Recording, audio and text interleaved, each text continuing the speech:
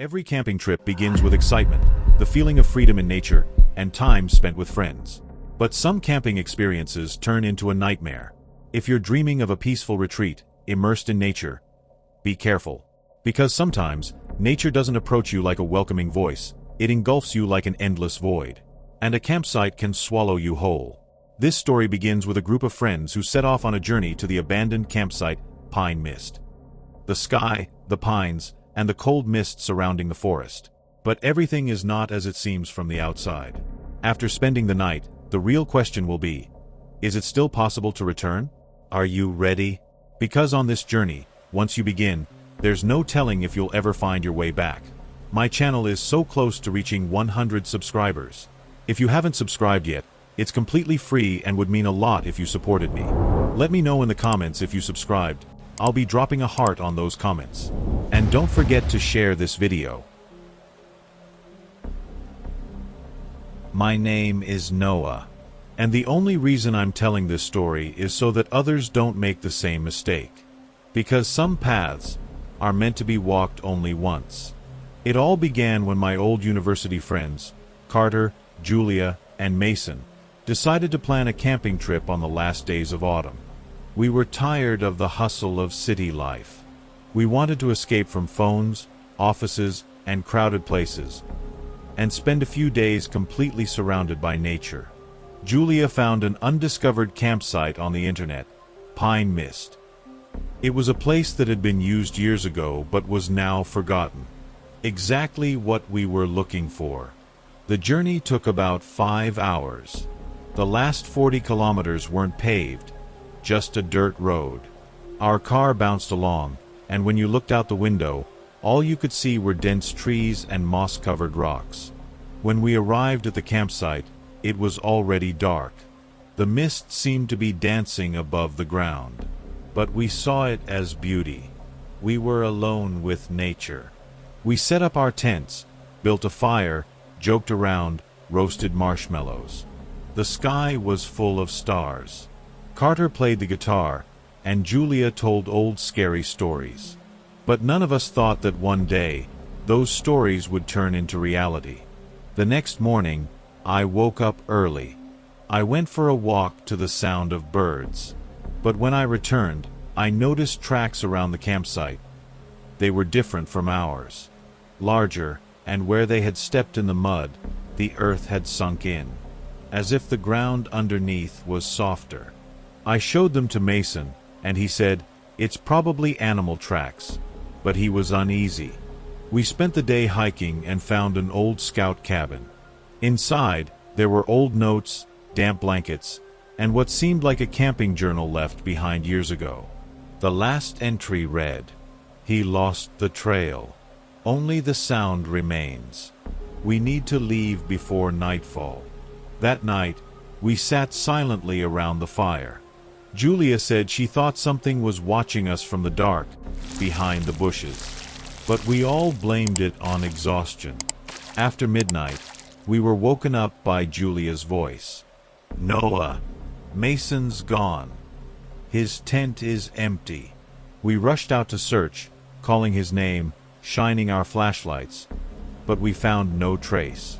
That is, until we saw something scratched into the wet earth, just a few meters from the tent.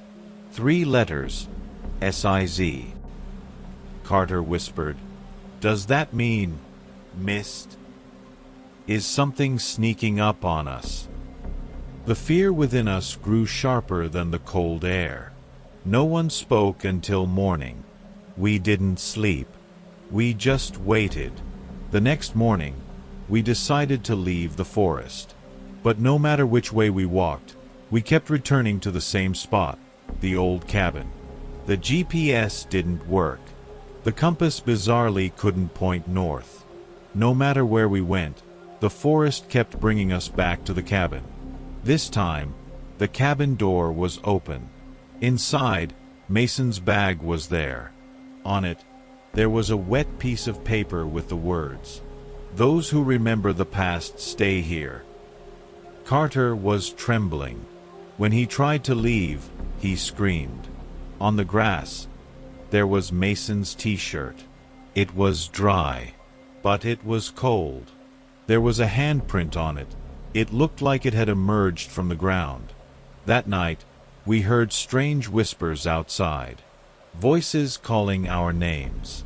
Mason's voice. But it was echoing, unnatural. No matter what we did, we stayed inside the tent. We waited for morning. The sky remained the same color. Our watch didn't move. It was as if time had stopped. Finally, I made a decision. I grabbed Julia by the arm and started running. I didn't care which direction we went. But eventually, I saw a light between the trees. Our car. We opened the door, I turned the key, and the car started. We sped away. Since that day, Mason has never been found. The cabin doesn't show up on any map. Authorities said no such campsite was ever registered. But still, on some nights, when the mist comes, I hear that same voice in my dreams. Noah, you lost the trail. If this story has affected you, don't forget to subscribe to the channel for more.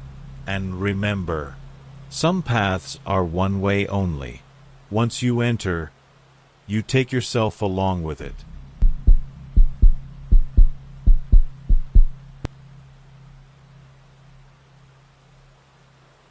My name is Tyler. I've always loved camping, being alone in the heart of nature. The forest was never a threat to me. On the contrary, it was a sanctuary.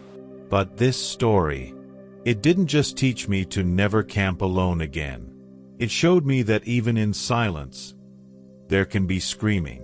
At the end of last summer, after a long and exhausting period, I decided to take a short break.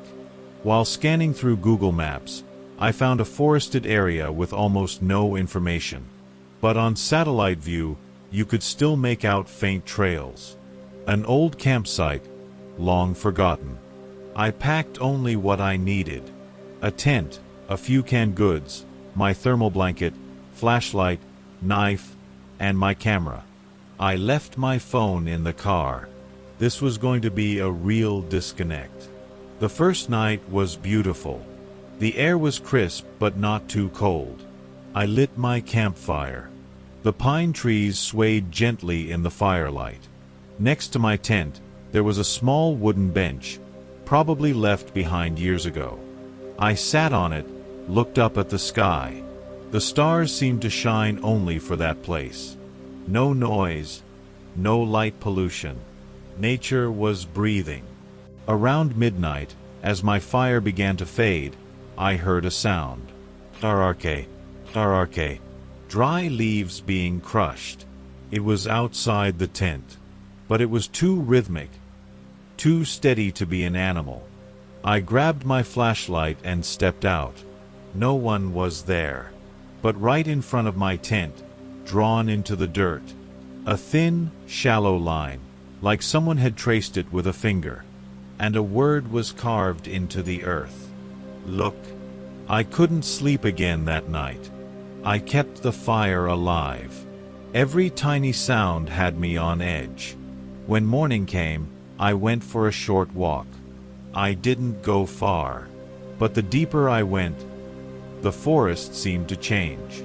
The trees grew denser, the ground softer, and suddenly, I found an old wooden platform, covered in moss, nails sticking out, rotting. But at its center, a handprint carved into the wood, palm facing upward, and in its center, an old, decaying photograph. It was me, sitting at my campsite. But I never took that photo. I ran back to my camp, but my tent was gone. The bench was gone. All that remained of the fire were charred stones. Something was watching me. I could feel it. I shouted, "Who's there?" No response. But behind me, I heard a creak. I turned. Between the trees, a black figure. But it didn't move like a person. Its shoulders slumped low, Its head hung forward, and it stood completely still. My flashlight shook in my hand, and then it trembled, took a single step, and vanished into the trees. That morning, I managed to find my way out. My car was still there, but the whole drive home, I couldn't stop looking in the rearview mirror, because I had this feeling that figure was still following. When I got back, I checked my camera.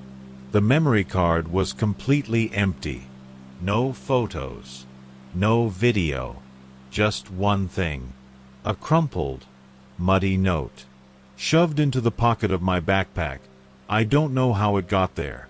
It said, "You chose to look. Now I can see you." A note to viewers. If you ever plan to camp alone, bring a compass, food, and courage.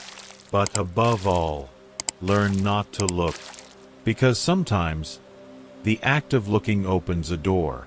If this story gave you chills, don't forget to follow the channel for more. And remember, in some forests, it's not just the path that disappears. The footprints do too.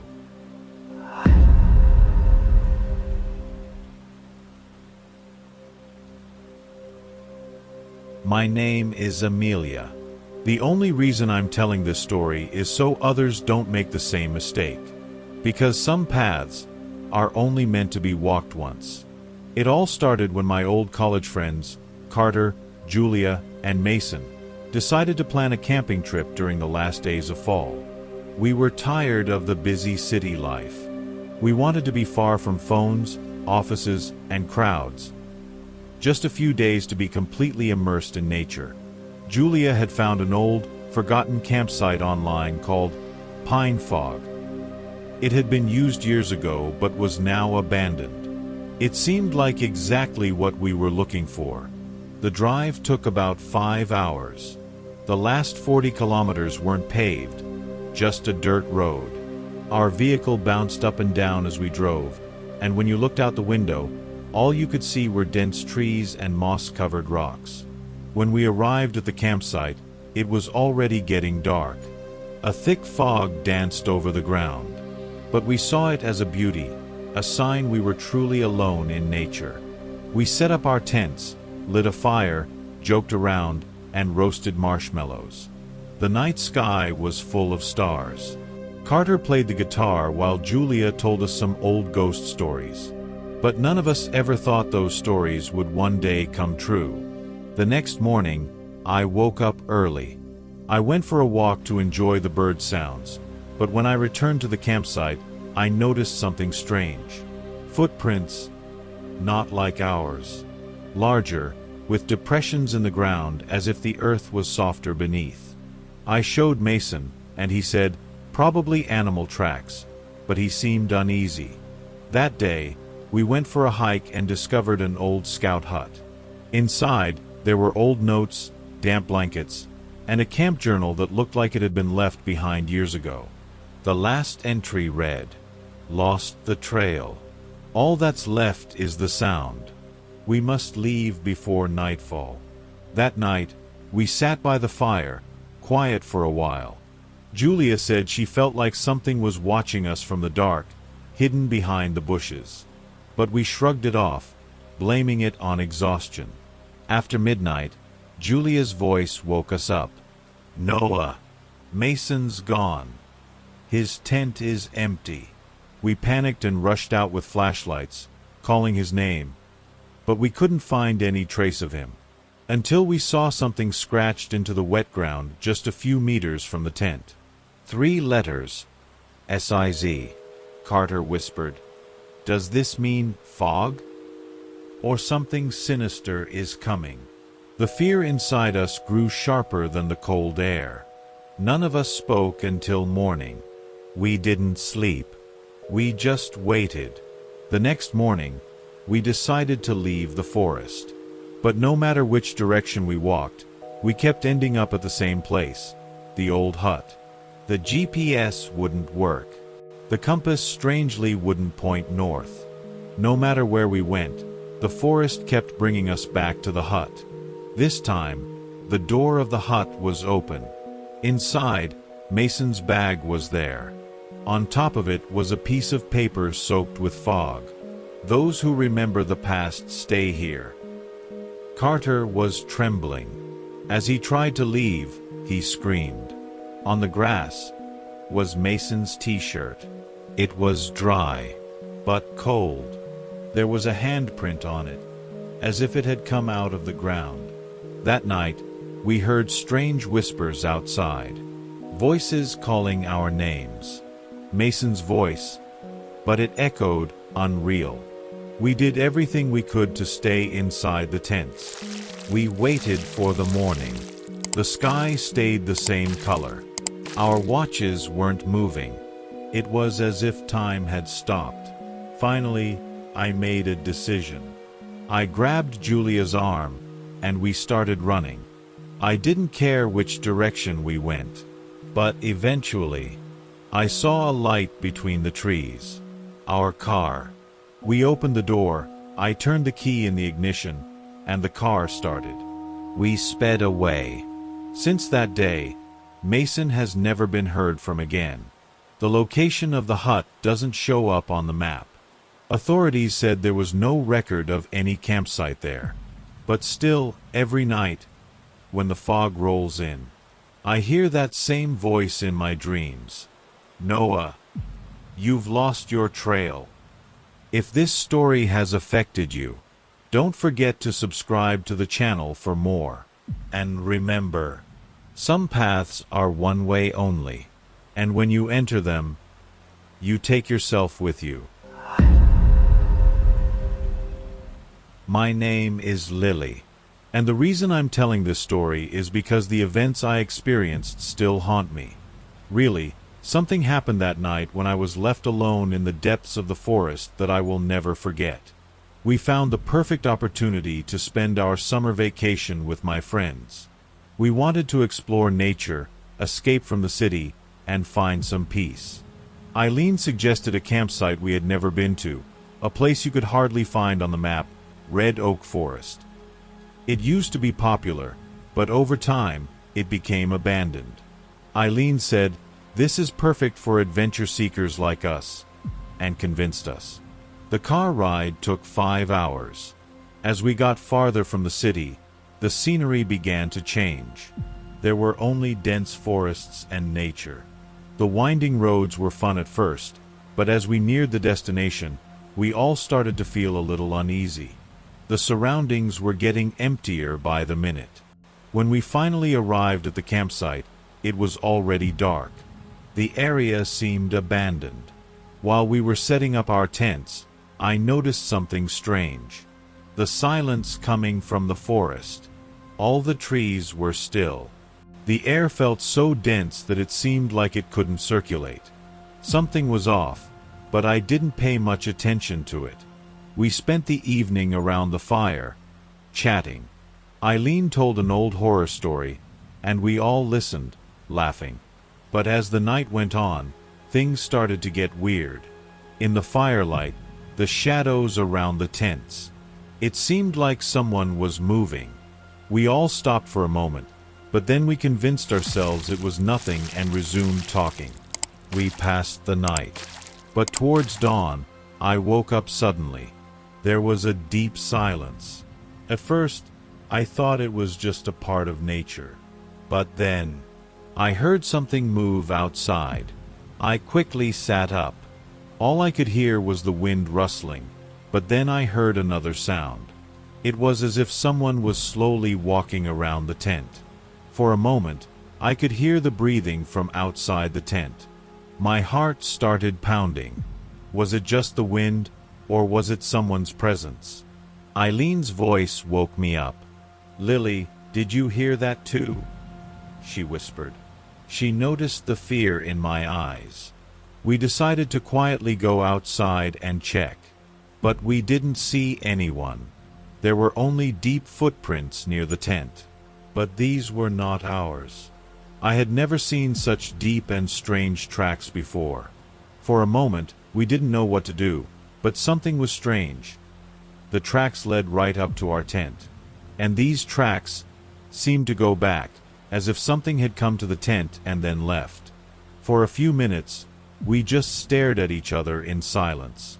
Fear had taken over, but none of us dared to say we were scared. Eileen said, "Come on, it's just the wind and some animals." But it was hard for her to hide the fear in her eyes. We somehow made it through the night. But when I woke up in the morning, I noticed something else. The deep footprints we had seen last night were gone. There were no signs on the ground. Only the light dirt around the tent remained. We decided to leave the campsite. We quickly packed up our tents and headed for the car. As we drove out of the forest, I had a strange feeling that something was following us. It felt like everything would return, like something lost would resurface. And since that day, none of us ever set foot in that forest again. We couldn't bring ourselves to talk about what happened that night. But still, at night, when I wake up, I feel the deep silence of that forest and the presence of someone watching me outside. If this story affected you, don't forget to subscribe to the channel for more.